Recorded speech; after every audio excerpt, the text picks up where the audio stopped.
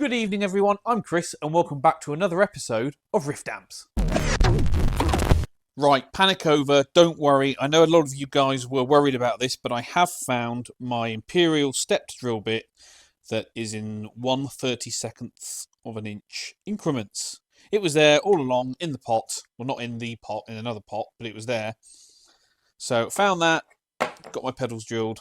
All good, don't worry about it. Calm down, you're all okay. PR35 that's off to America, the one that we're waiting on the transformer for. Good progress on this. I've got the board in, got my twisties done, and I've wired up V1, V2, and I'm just doing V3 and V4. So this section here, and then we can get our signal wires in. Once the transformers in, I can get the rectifier socket wired up, do my heaters, connect the rest of my wires up. My pots and wires at the top are done. So yeah, not far on this. This one should be out the door by the end of the week.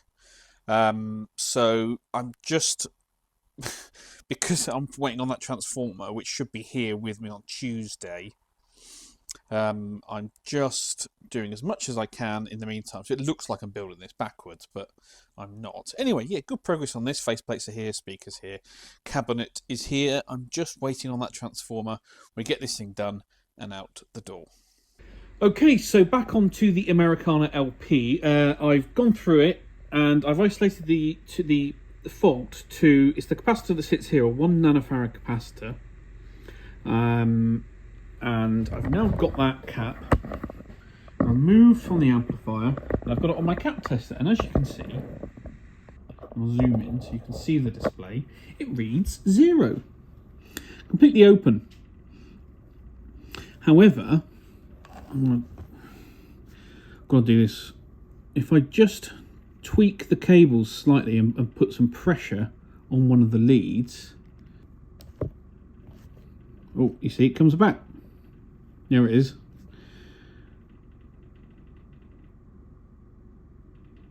And then if I manipulate it again, it drops out. So there's an internal break somewhere in this cap.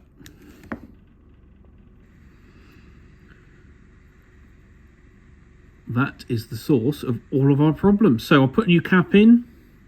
I will then soak test it, check it all out, make sure it's all good, and then we can call that one complete. I've just had this, another Abbot amplifier dropped in for service and repair. Now this one apparently has no output. Now, before anyone starts complaining or moaning, the reason I'm getting a lot of Abbot amplifiers in is not because they're unreliable or they're poorly made or anything like that at all. It's simply because Eli Abbot has now given up his amp work, he's not doing it anymore, and is referring all of his regular service and repair work to me, right? Because I'm the nearest guy. These things are well made, they're great, I have no problem with them. It's just that now I'm getting all of his customers bringing me their stuff. It appears that I get a lot more through the door than I regularly would. Do not take that as anything other than these are great amplifiers that the customers want to look after. Okay, so we'll get that out there. Right, so it's as far as I know, it's a 5E3 Tweed Deluxe style amplifier in this beautiful hardwood cabinet. Look at that. And you know what? I really like the hardwood and then the black cloth here. I think that looks really smart. So, yeah, big fan of that. Right, should we spin it around and have a look? Sorry. Zoom you out a bit. Okay.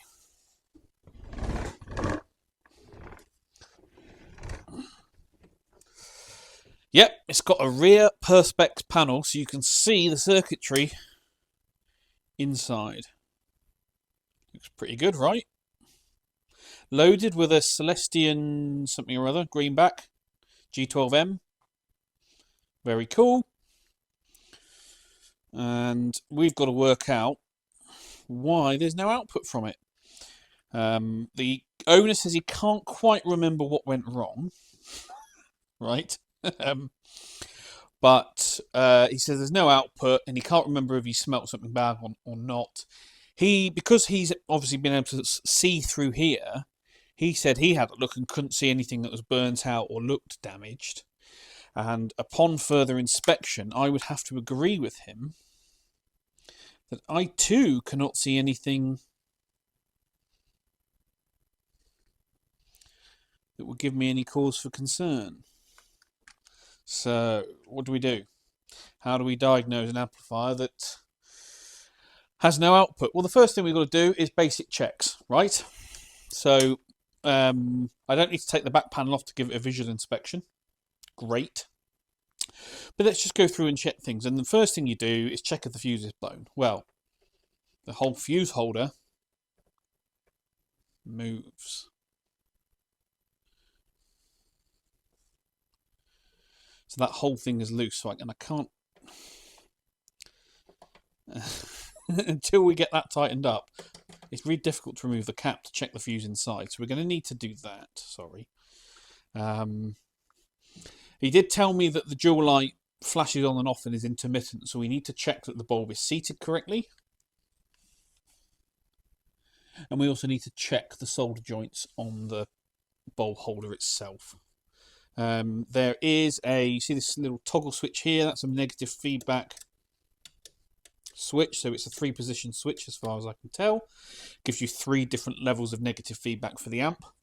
Quite a cool mod, I do like them. And he said there might be something to do like a master volume mod or something. We'll have to look into it and work it out and see see what's going on. But for the time being, let's check the fuse, tighten up the fuse holder, check the fuse inside, then we'll fire it up on the bench, no valves installed, through the current limiter, and see if we can work out where our issues are. Okay, so fuse holder is now tightened up, nice and snug. I have removed the fuse from the amplifier. It's a 1 amp time delay fuse, which is correct for 240 volt, 230 volt, 5E3 in the UK, and the fuse is not blown. So we shall move on and just get that in there. There we go. Right, what I have found, however, and this is why I always say it's really important to use locking hardware. So this is V1, and the V2 socket, you see, nice and loose. So we've got just a standard machine screw and a nut there. Should be a nylock nut, and if he didn't have any nylock nuts, he should have used some Loctite. But so we're going to have to do that. This one as well, starting to be loose, and my phone rings. Right, sorry about that. Yes, so we've got some loose hardware on here, but that wouldn't be the cause of no output on this amplifier. So I'm going to tighten those up, or actually I'm going to put, I don't know what I'm going to do, either Nylox or Loctite. And then I'm going to remove the valves, and then we're going to fire it up on the bench and see what happens. So the problem with filming as I'm doing these initial inspections is sometimes I don't spot something that's right underneath my nose. Have you seen it? This dropper here on the B plus rail is toasty. Look at that. Beautiful. So this is between B plus 1, B plus 2, and it's usually a 4K7 in a 5E3, and that is the dropper between the anode supply for the output valves and the screen supply. So we're pulling too much current through here, but if we look at the resistor further downstream at 22K, that looks fine. So we've probably got a short in the output valves, a screen short, probably screen to heater, I would have thought. So that resistor is going to need swapping out.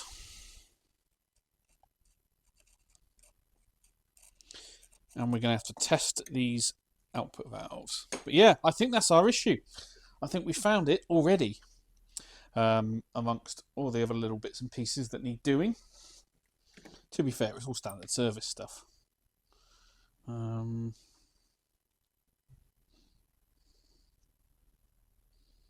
Yep.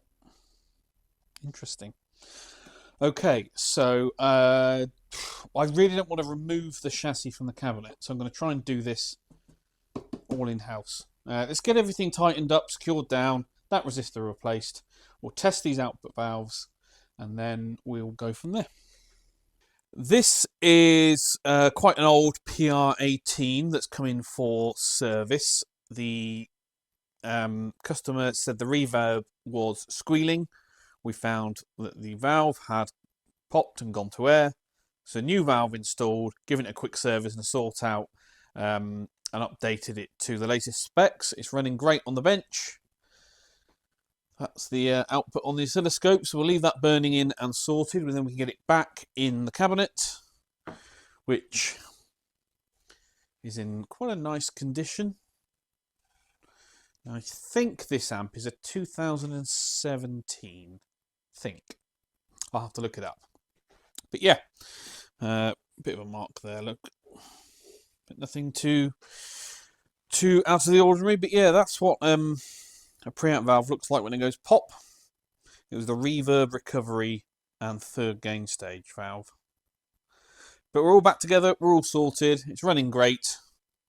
We'll call that one complete. Right, all done then. What have I done? I've replaced that, the dropper resistor in the B+ rail.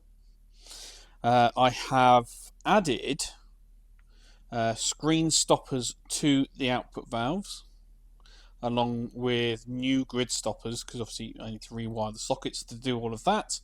I've gone through, tightened everything up, given it a service, checked everything out. New set of 6v6s, because the old ones were indeed shorted.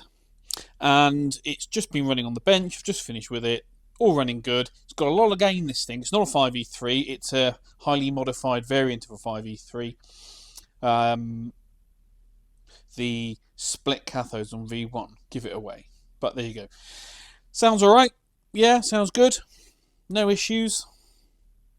We'll just leave it soak testing for another half an hour or so. Stick the back panel on it, and the customer can have it back. Well, that's it then, guys. Thank you very much for watching once again. We did it. We hit those 3,000 subscribers. So look out on my Instagram. I am going to do a giveaway. So make sure you go to Instagram, give me a follow, and look out for a post coming shortly for our 3,000 subscriber giveaway. Give this video a thumbs up, comments down below, subscribe if you haven't already. If you want to join the channel, you can. And I shall catch you all at the next one.